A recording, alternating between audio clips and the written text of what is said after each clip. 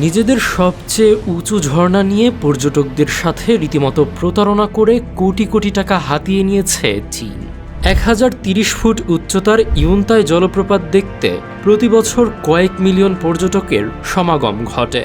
তবে সম্প্রতি এক পর্যটক এই ঝর্ণার প্রকৃত উৎস খুঁজতে গিয়ে এক চাঞ্চল্যকর সত্য উন্মোচন করেছেন। সামাজিক যোগাযোগ মাধ্যমে প্রকাশিত ভিডিওতে দেখা যায় ঝর্ণাটির পানি প্রাকৃতিক উৎস থেকে নয়, বরং পাহাড়ের চূড়ায় লুকানো পাইপ দিয়ে প্রবাহিত হচ্ছে। 2024 সালে এই ভিডিও ঘিরে বিতর্ক শুরু হলে মুখ খুলতে বাধ্য হয় পার্ক কর্তৃপক্ষ।